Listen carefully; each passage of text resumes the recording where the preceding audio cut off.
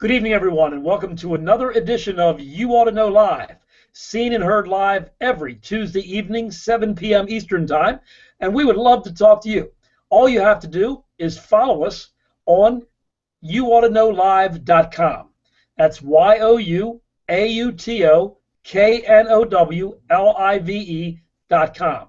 If you're watching this on archive, we'd love to have you join us next Tuesday evening, 7 p.m., and of course, join us live. I'm Dave Serio from the radio show You Ought to Know, heard and seen in the Maryland area. Along with me, a couple of my friends and buddies that are in the automotive industry also.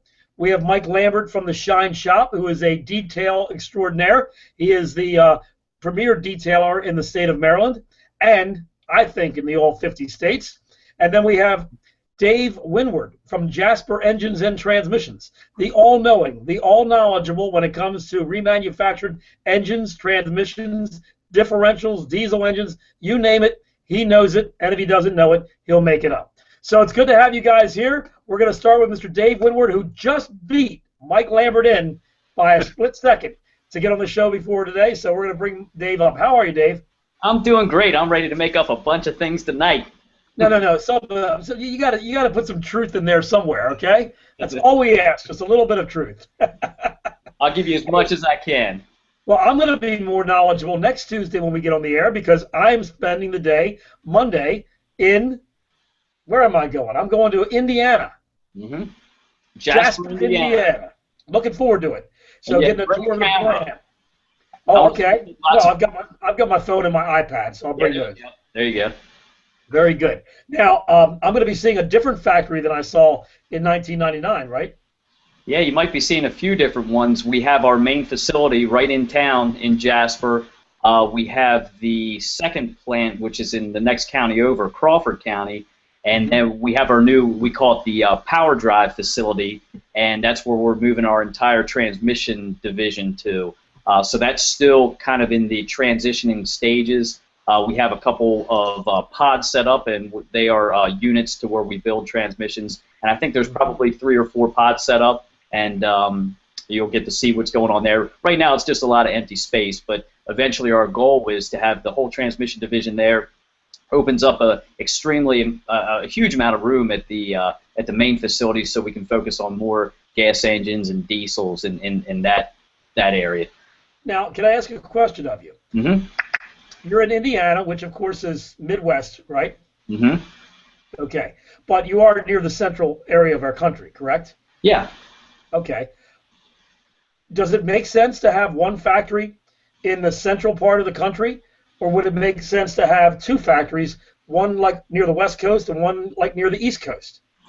Yeah, it's a great question, Dave, and I don't get involved too much with the logistics of that type of thing, but some of the taxation involved on the East Coast is extremely high, and I know in fact in Maryland it's not a very business-friendly state, and to have we're in Maryland. They're not a very person-friendly state. Okay. Exactly. I mean, this is the highest taxation. I think we're 7th in the country. Oh, it's ridiculous. And we're the size of a postage stamp compared to some of the states that are ahead of us.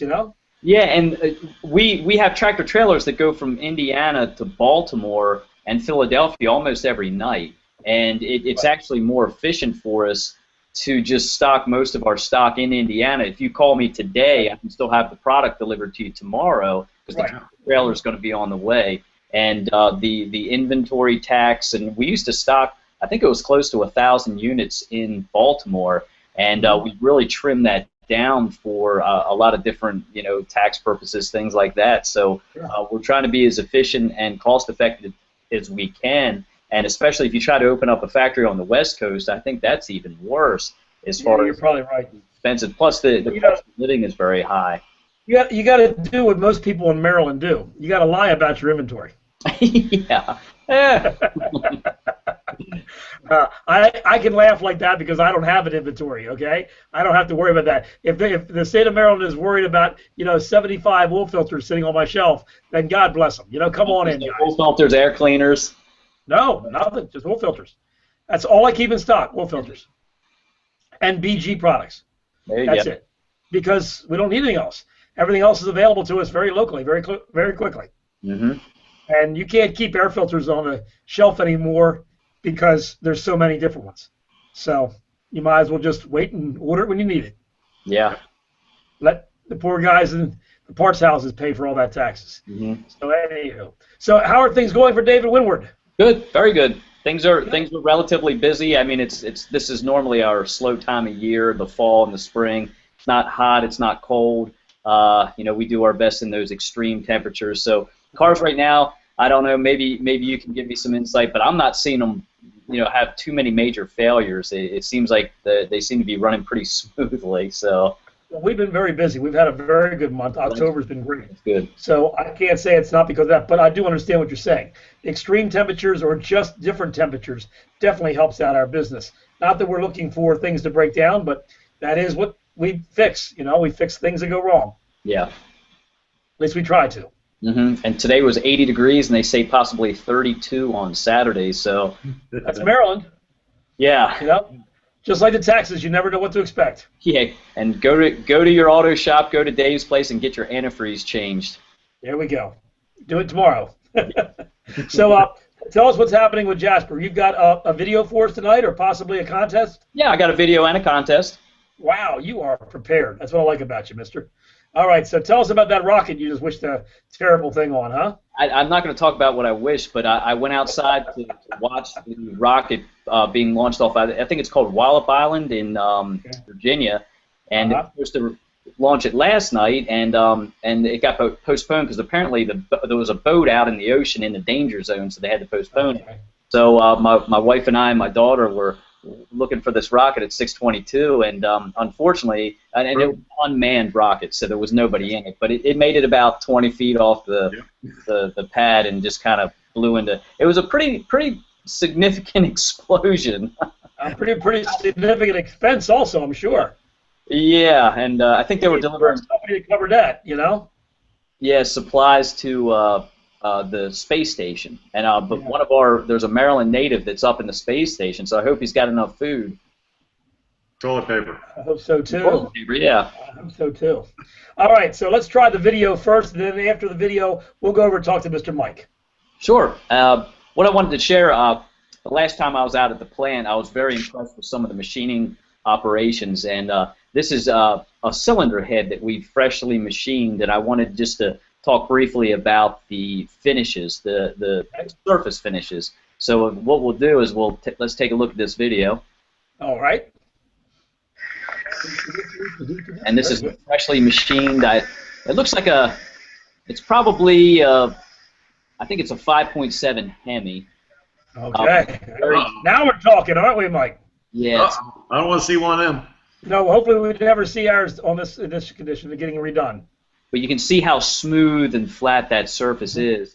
Right. And it's very important that the surface finish is exactly the way the gasket manufacturer recommends. And this is a neat gauge. This is from FeltPro, but it's got all kinds of different surface finishes, and they measure that in RA, which is roughness average. So the higher the number, the rougher it is. And there's no right or wrong to these surface finishes. It's basically what the gasket manufacturer tells you to make that surface finish. Okay. And we find that when they switch to some of these head gaskets that are called multi-layer steel, they need a very, very smooth surface finish. And we found that a lot of machine shops and some uninformed, machinists were just doing things the way they used to back in the day, which was to give it a kind of a rough finish that they would grip like a fiber gasket, and create an oil leak if you had a multi-layer steel gasket. So we're very, very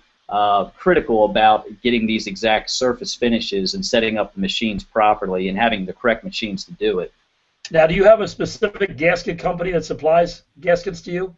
Not any single gasket company. We're using Cometic, FeltPro, Victor. It's basically a little bit of everybody. Whoever gives us the best product for what the application is. There's so many different manufacturers out there, so we're not specific to any. And that's one of the benefits of Jasper. We're not some remanufacturers that remanufacture specifically for the OEs like Dodge, GM. they are very strict to adhere to the original manufactured gaskets or whatever, and we can do whatever we want. If we feel that there's an aftermarket gasket better than the original gasket, we're going to use that just to make the best. In many cases, we think in the business that Felpro is a better product than a lot of the original equipment.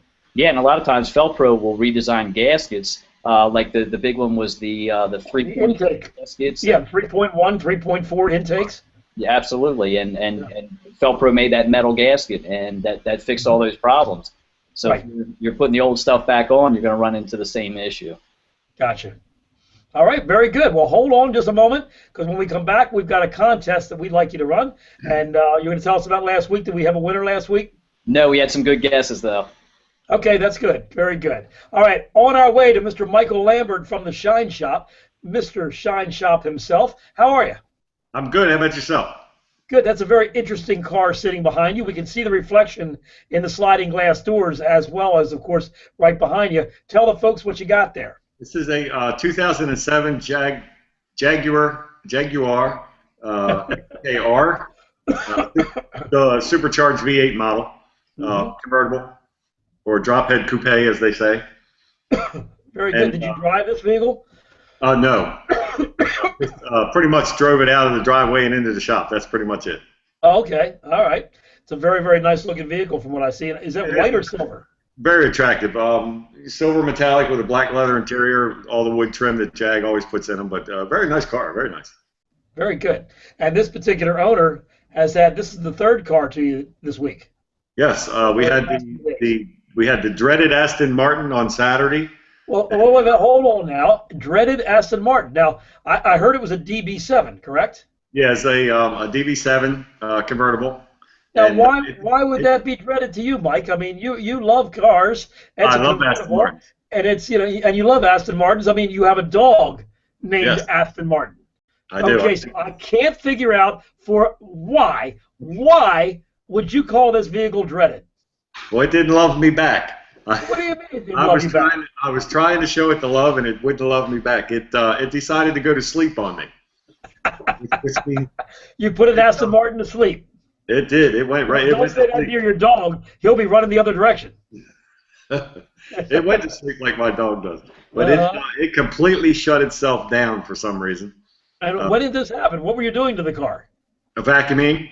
Vacuuming? Vacuuming it. It just decided to go to sleep. What a weenie car. Yeah. So my dog's not even scared of the vacuum. Usually we can. Some of the Mercedes will do that every now and then, and usually you can reset those. But the owner of the car didn't leave the owner's manual in the car. So when I called and talked to her, she didn't read a page enough too far enough to show me where the reset button was. That was hidden away by the wonderful British people that made the car. You probably should have Googled it. Well, everything on the internet says take it to the dealer and have the Aston Martin scan tool put on it.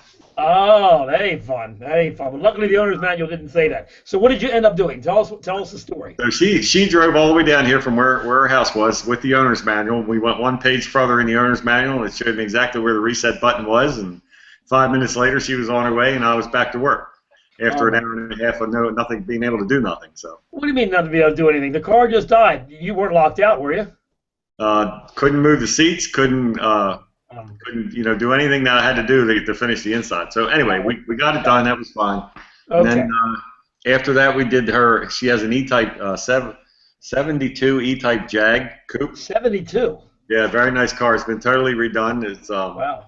All modern paint, and all the running gear has been redone. So very nice car. And one of the only British cars I've ever seen didn't leak oil on my shop floor. And that's a 72. Well, yeah, it had oil in it. So it belonged. The story was it belonged to an aeronautical engineer who owned a company and wasn't allowed to use his hands to fix things, and he did. So this is what he got to redo. He redid everything. So if you want to use your hands fixing things, then buy an English car. That's exactly right. Exactly right. So and then she brought this to her newer Jag. So that's this week, and then tomorrow we just had a gentleman, as you know, drop off his 2015 Dodge Challenger SRT 392. Right. So that'll be interesting for me to do tomorrow and get in an argument with my wife about.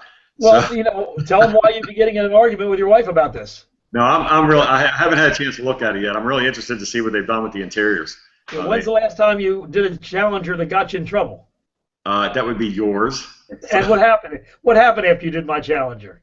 That would be I had mine. So, you went out and bought one. yes, I did. Yes, I did. So very good. So that, and then we have a. After that, this week we have a one of my neighbor's cars, which is a Toyota Corolla. Okay. It's one of the old Toyota Corollas, and in the 80s or 70s? 80s, late 80s. Okay, late 80s. Okay. And then this weekend, we hope, if everything goes well, we will have a McLaren P1 in here on Sunday and Monday. Oh, very good. You're going to have a film crew there? Yes. And then the day after, and then Tuesday, we'll have a Lexus LFA in here. Now, the P1, if I'm not mistaken, and I'm not going to let you just get over the LFA thing, but the P1, if I'm not mistaken, is that about $1.5 million? $1.6 million.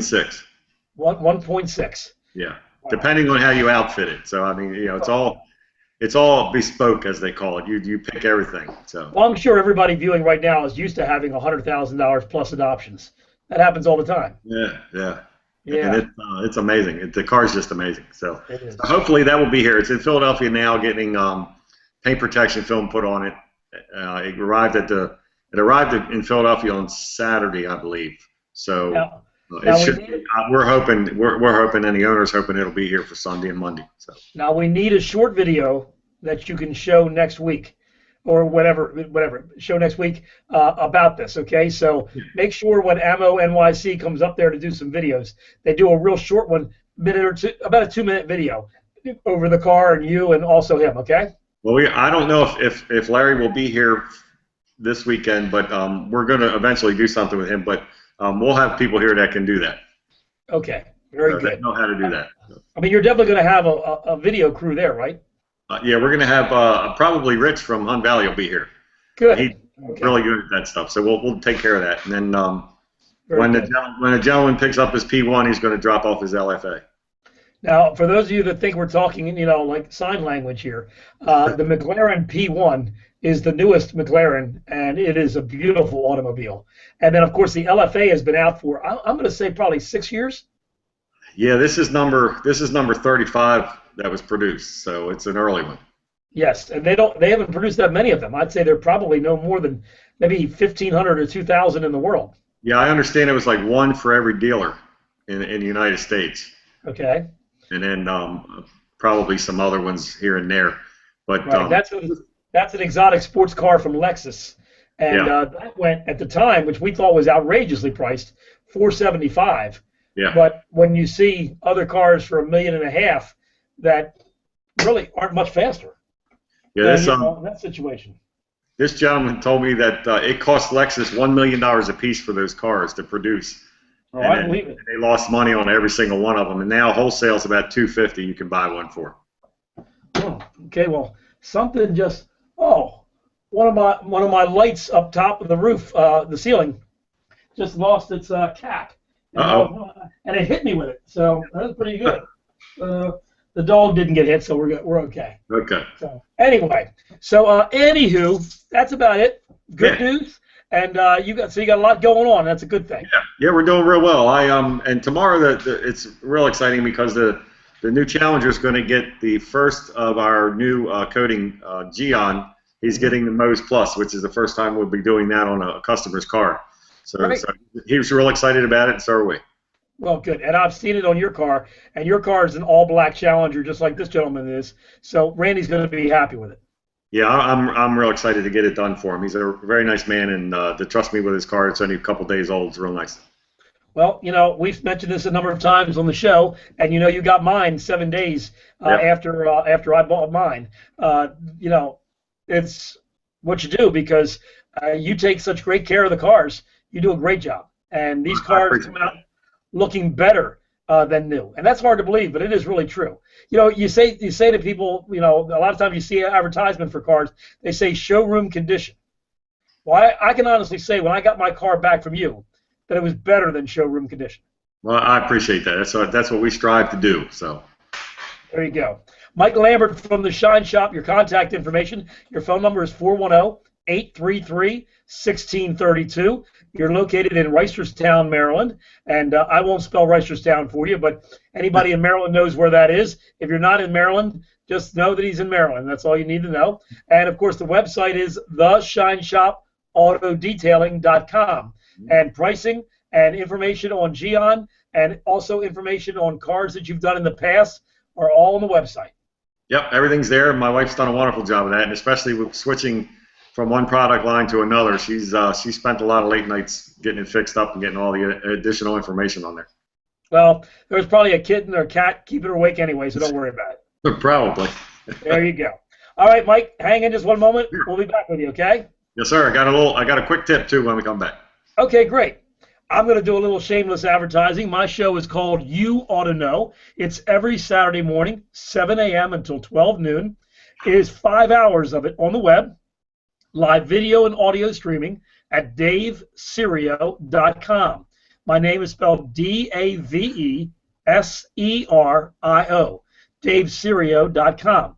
Now, when you go to the DaveSerio.com homepage, you can find out what stations we are on and also find out how you can watch and listen to You Ought to Know through the computer, through your iPad, through your phone, of course, and, of course, any tablet. And, by the way, we even have a free You Ought to Know app that'll allow you to watch it right on your smartphone or your tablet directly, the show, archive shows, and also our newsroom, which we update frequently during the week with stories from around the country in the automobile business. All that information is on the homepage of DaveSerio.com.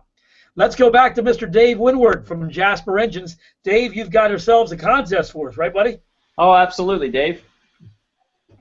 What you got? Well, I will share the what we had from last week in my little part here.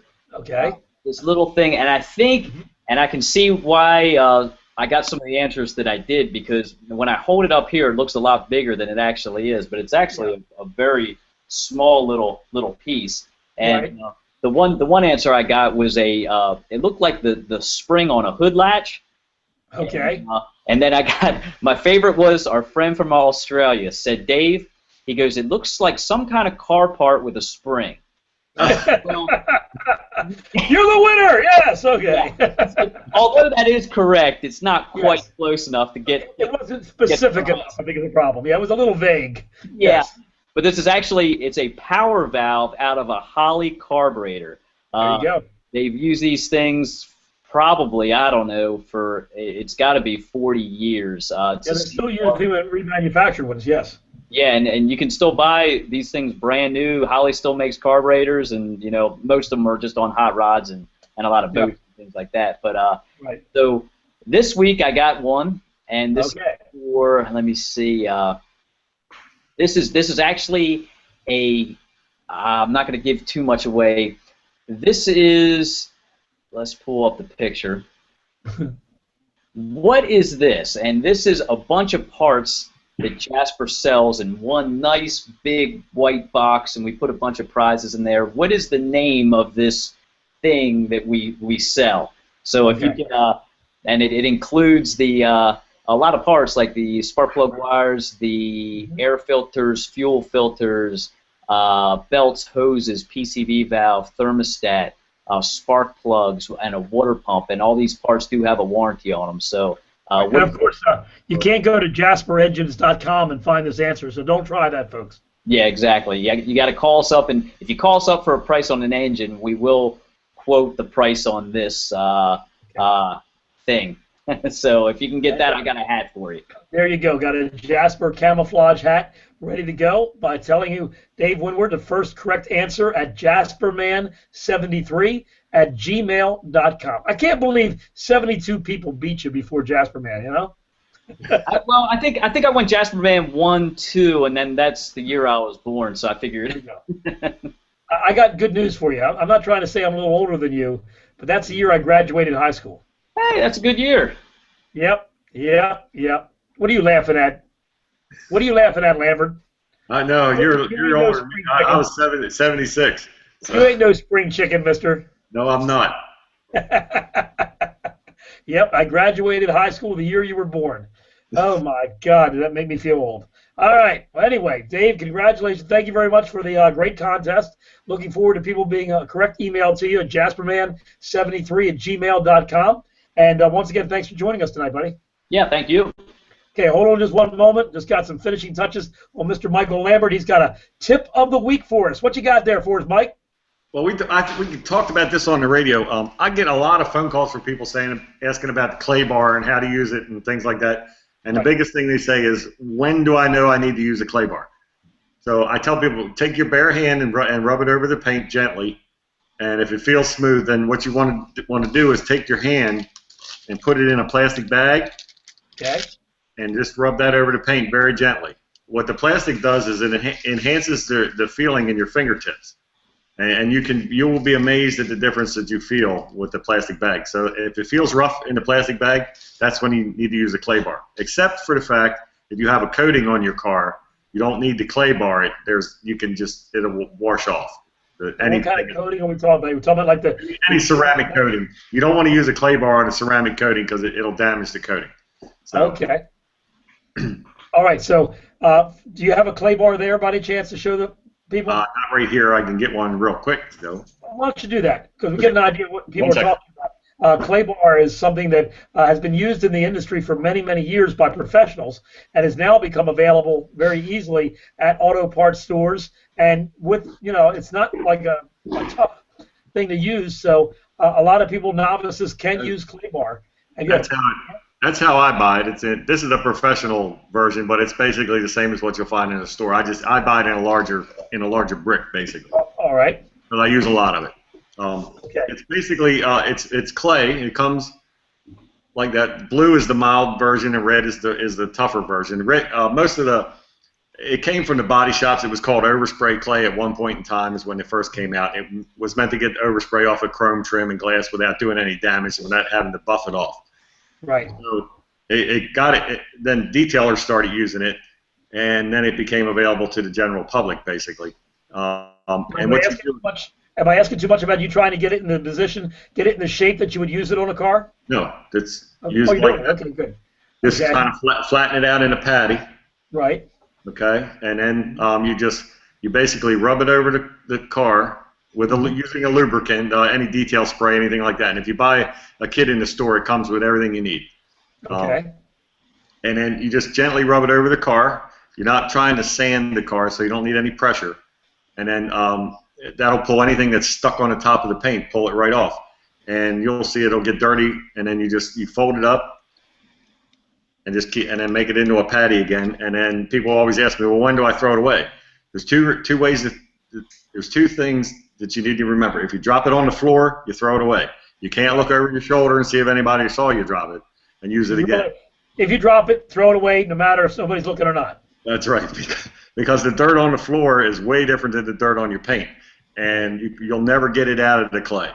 Okay. So you throw it away. And then if you cannot, when you refold it and make it into a patty, if you can't get a clean side, that's when it's time to throw it away. That means it's full of contaminants, and it won't do you any good. Okay. Now, question. You said detail spray. Are you talking about like the stuff that we use in our cars at car shows just to shine it up? Yeah, it's any kind of detail spray, any kind of waterless car wash or no rinse car wash, anything. You just need to make it slippery. You need to make it so it glides over the surface. And you can actually do it, and what I'll do a lot is after I rinse the soap off the car, leave the car wet, spray your detail spray on the wet car, and use the clay at the same time. Then you can save yourself a step. Okay. So wet your car, detail spray it, and then clay it. Yep, and then just give your car the final rinse, and everything will be fine. And you'll be amazed at how smooth it is. And it'll help if you're using wax or sealants, they'll last longer. And if you're going to polish the car out, you won't be grinding any dirt back into your polishing pads or back into the paint. Very good. Now, when you go to rinse this car off, just a regular spray rinse is fine? I mean, you don't need to put any extra pressure behind the water? No, not at all. Not at all. Okay. And then after it dries, now say you want to dry the car at that point, then you use your special towels and you dry off the car, correct? Microfiber towels. If you have an electric leaf blower, blow it off. That'll get most of the water off. Microfiber towels. dry it off nice and smooth, and you can, as you're drying it, you can spray some more detailer on it just to keep extra lubrication and keep you from scratching it. And you mentioned a leaf blower. You want to make sure it's an electric one, not a gas powered. Yeah, the problem with the gas ones is you're mixing oil and gas together, and what comes out of that nozzle that's blowing is the exhaust. Right. So you've got a chance of getting oil. You'll blow an oily film on your car. Right. So just an electric one is fine. Yeah. Good. All right. Well, thank you, Mr. Mike. That was very, very helpful. Hey, Mike. Good. I'm glad. For Mike. Mr. Yes. Dave's got a question for you. You mentioned chrome and getting overspray off chrome. I just picked this up off the floor. These are little, they're taillight bezels for my Mustang. Yep. And the chrome is, these things are pretty inexpensive. I can pick them up for $10 a piece, but there's 6 of them. I'd rather just save a couple bucks from now. Is there anything I can use to polish? They have very small, you see little like pinholes of corrosion. Is there anything I can use to get them to look a little better? I would charge him $70 for this answer just to shut him up. $60 on his Mustang, and the man is not willing to spend it. It's just terrible. Well, they're original. They're original. He wants to keep them. Yeah, a lot of times. Well, there's a good reason. Well, the funny thing is, like, the ones that you buy for $10 are aftermarket, and I can actually sell these on eBay for probably $20 a piece. Yep. People would rather have the original ones because they fit better. So it's like, you want brand new looking chrome, or do you want something that fits better? It's kind of like a toss up. So I want to see if I can't make them look good, I won't use them. But I wanted to ask you. Are they they're chrome? They're not polished metal. Yeah, it actually is chromed. Okay, I would get one of them clay bar kits and use a clay bar on it to get anything that's stuck on there off. Okay. And then get some chrome polish and just polish them with a microfiber towel. The microfiber towel gives you a little more bite to the polish. Okay, is the polish like a rubbing compound, or is it an abrasive? Yeah, but it's designed for chrome, so the abrasives aren't as rough as a rubbing compound for your paint. Then you won't scratch it. McGuire's maybe makes that? Yeah, any of the name brands that are in the store are fine. To be honest with you, I use tons of different kinds.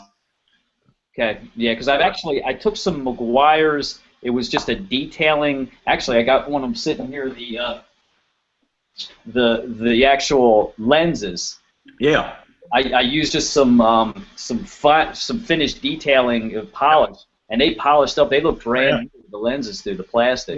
I always polish all the taillight lenses because it makes people really, and they look at it and they'll say, "What'd you do to my lights?" Like we polished out all the little hazy scratches you get from washing your car. Yeah, it makes a tremendous difference in the way the car looks. Well, I'll try that chrome polish. Yeah. What year is your Mustang? It's a '68. Okay, those look like more modern taillights than a '68. I'm surprised they look that way. It's actually, the funny thing is, if you look at these, it's got a rubber gasket, and wait till you see this. This is funny. This gasket, pulls right out, and this is what seals against the body. But look at the size of this gasket. I actually weighed this. It weighs 1 pound. Wow. Yeah. So then you just have the lens inside, and then I sanded the buckets down, and I painted it all up. Yeah, they look good. Good job. Yeah, that's 7 hours of my life I'll never get back, but at least they look good. They look good. There you go. Well, thank you, Mr. David. Thank you, Mr. Mike. Appreciate both of you being with us this evening. I want to thank you guys so much. And, of course, the viewers, we want to thank you guys for watching. If you're watching this in archive, we'd love to have you join us live. We're here every Tuesday evening, 7 p.m. Eastern Time. And once again, you know the website, YouAutoKnowLive.com. So thanks so much for being with us. We're part of the Hangout10.com network. And we look forward to talking to you guys next Tuesday evening. Have yourself a great night. See you next Tuesday evening, 7 p.m. Eastern Time for You Ought to Know Live. Bye-bye now.